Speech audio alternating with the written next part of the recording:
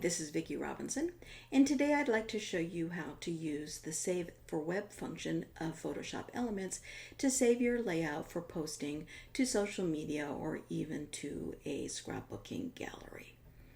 One of the things that we know is that when we do our layouts, we always scrap in a 300 pixels per inch document. If you come up to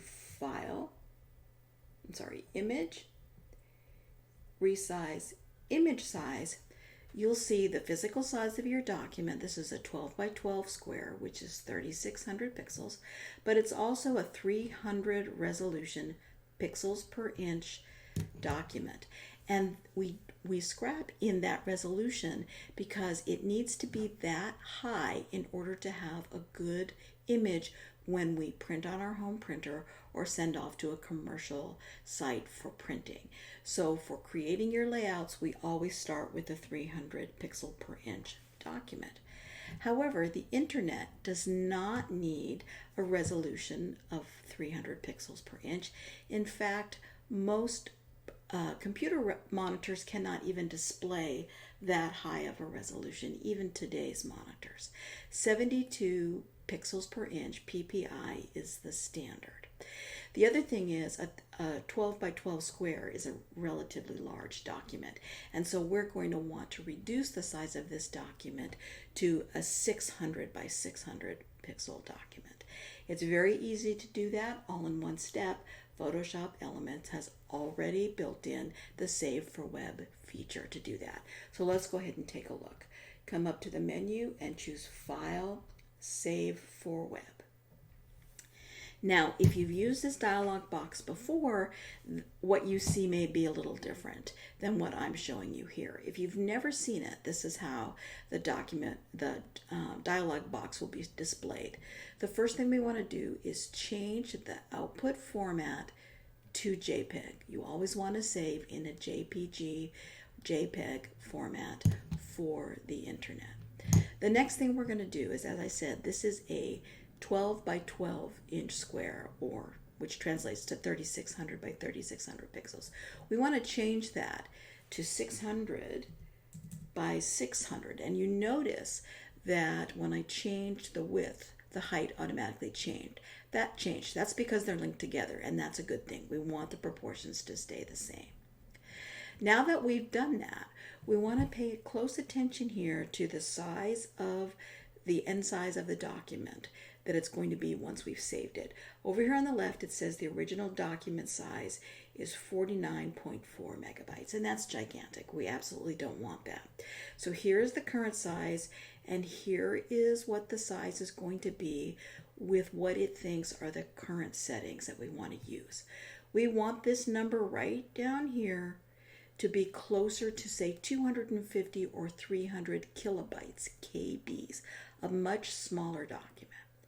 So to get that, I'm going to click on this quality word.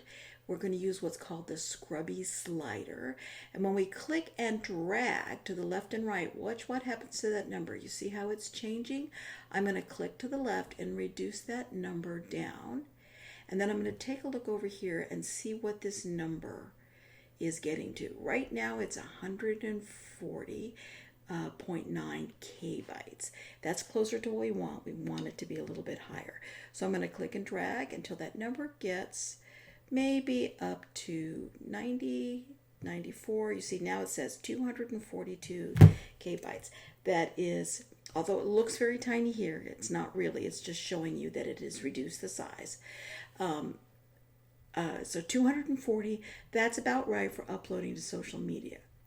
Now, if you're going to be uploading to a shop's gallery, they may have a different size limitation. They may say 250 kilobytes, or maybe they'll say 500, but you'll have to double check that just to be sure. But for uploading to the internet, anywhere from 200, you can probably even go all the way up to 250, 300 kilobytes.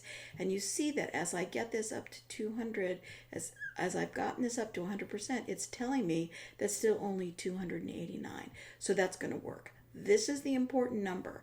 What this says over here in terms of maximum quality, You don't need to worry about that as long as you've adjusted this slider and gotten the results you're looking for over here. You don't need to make any changes to any of these settings, and then when you're all ready, you just click the Save button. The very important thing here is that you now navigate to a folder where you can save this file. I'm on a Mac, so it's opened up what's called Finder, which is the Windows Explorer equivalent. And now I can navigate and choose whatever folder I want to put this file in. I'm on my desktop, and that's where I'm going to place my file. But you would want to navigate to any folder you may have set aside for files so that you can find them again when you go to upload them. It might be your downloads folder, or maybe you have created a special folder in your My Documents folder or somewhere for the images so you can find them quickly. Wherever that is, navigate to there, and then make sure that you've given your file a name that you can recognize.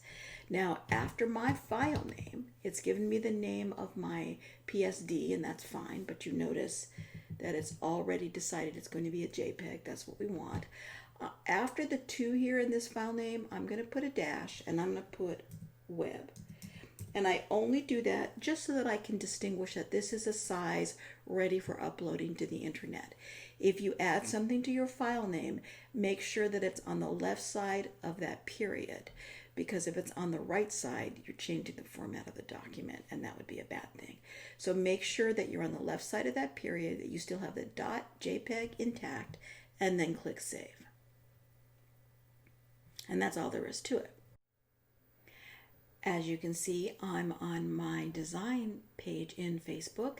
However, you could be on your profile page or in your feed or in another Facebook group. And what we're going to do is just click wherever it says to create a post. I'm just going to go ahead and start by clicking on photo video. And now Facebook is asking me to navigate to where I stored my photo. I stored it on my desktop, which is right here. So I'm just going to click and select that photo and say open.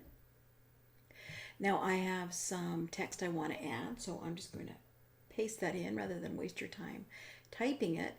And then I'm just going to click post, and it'll just take a second, and then your photo will be posted to Facebook in a second now.